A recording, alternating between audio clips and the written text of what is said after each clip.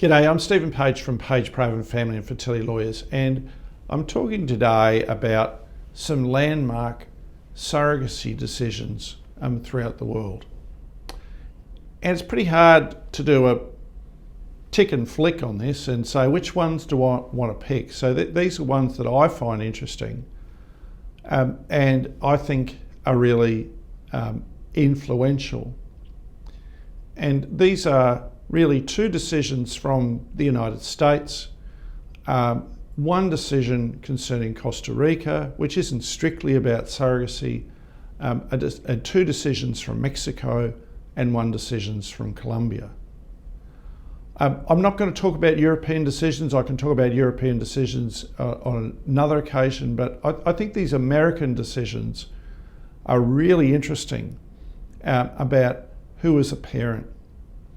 And the difficulty with the United States, if we just start there, is we've got 51 different jurisdictions about what is surrogacy and who is a parent through surrogacy.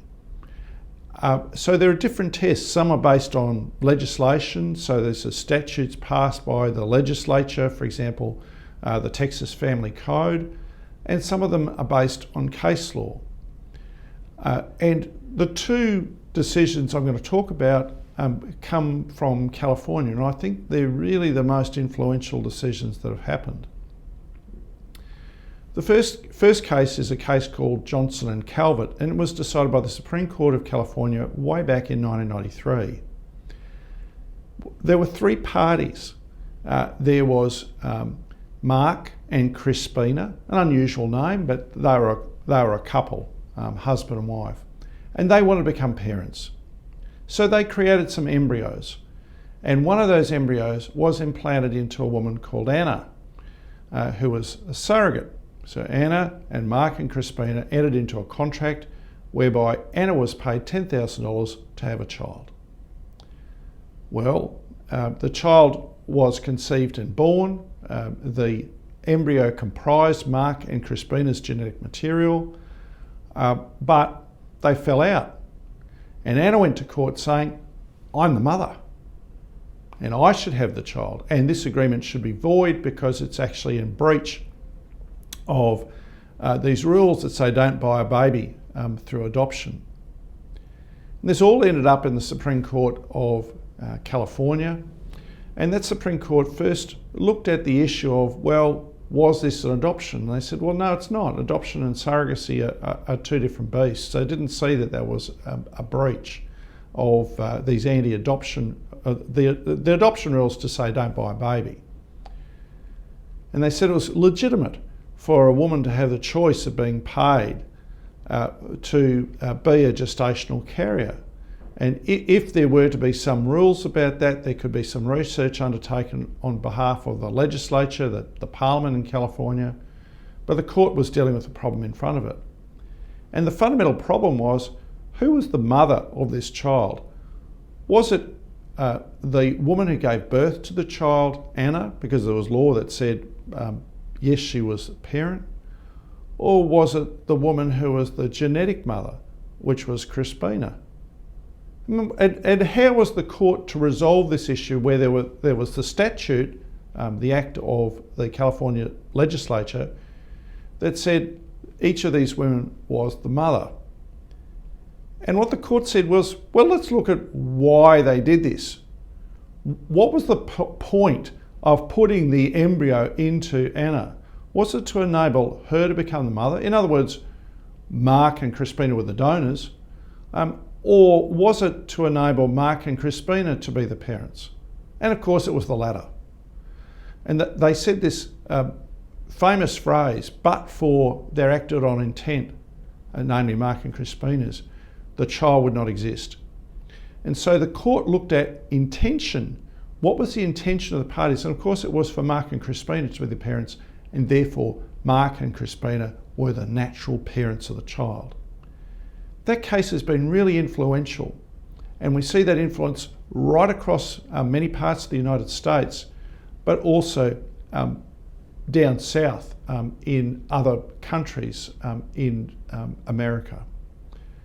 Following that decision in 1998, there was the decision of Bazanka, And this involved a couple, John and Luann. I'm not making these names up, by the way. This was the name of the couple.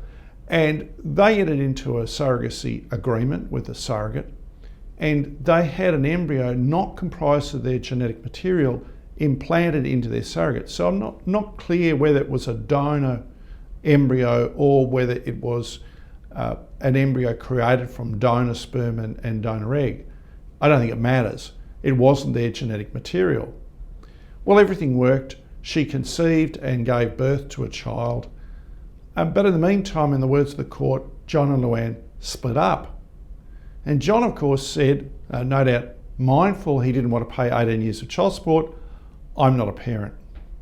So the California Court of Appeal had to look at who were the parents here. And they took that decision in Johnson and Calvert and said, well, it doesn't matter so much about genetics. What's important here is about intention. And what was the intention here? The intention was, consistent with Johnson and Calvert, for John and Luann to be the parents.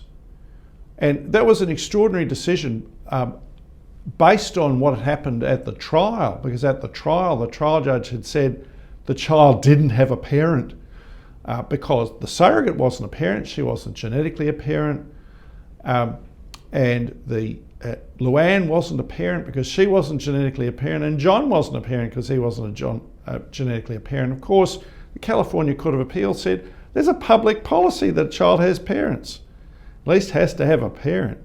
And who was the parent? Well, of course, it was John and Luann based on intention.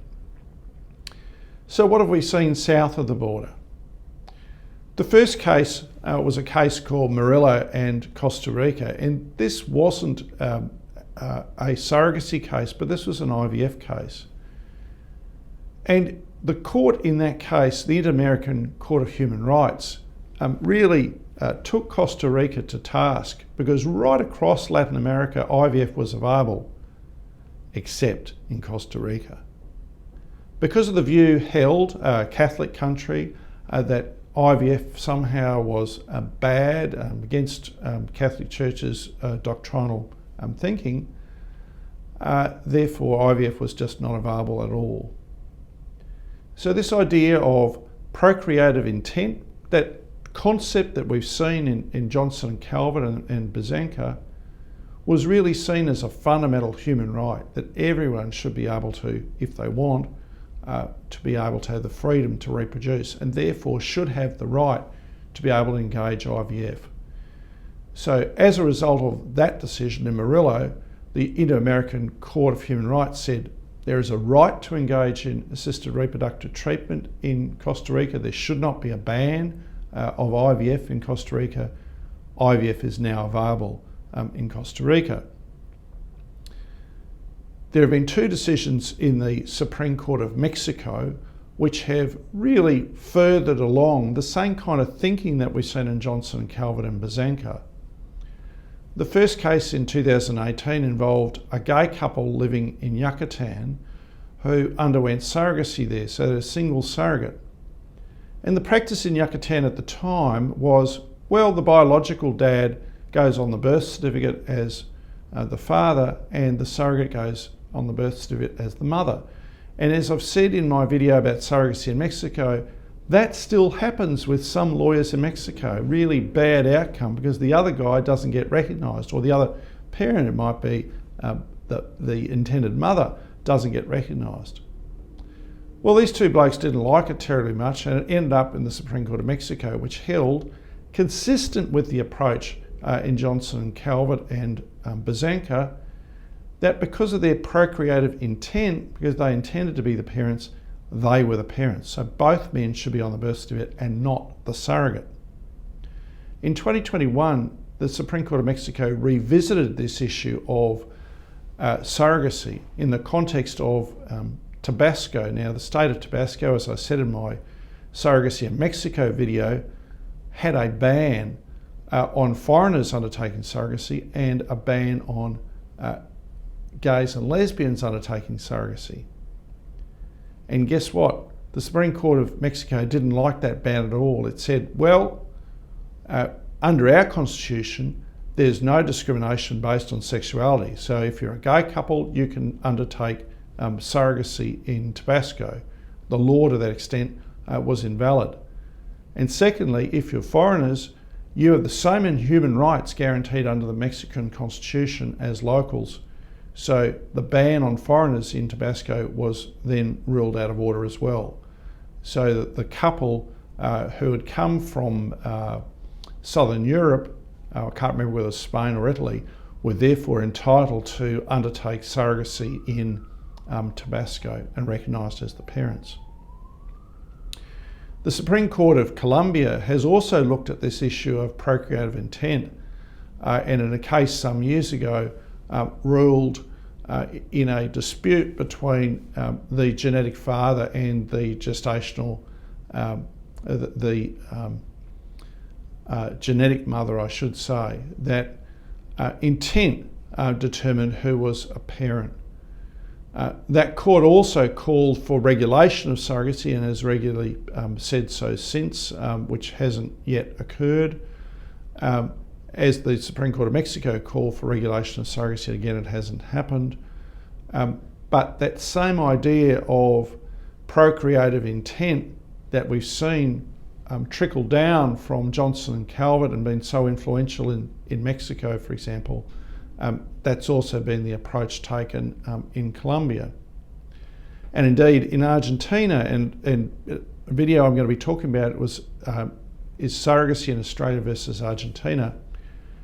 That idea of procreative intent has now made its way into regulations in Buenos Aires, but that's for another video. Thank you.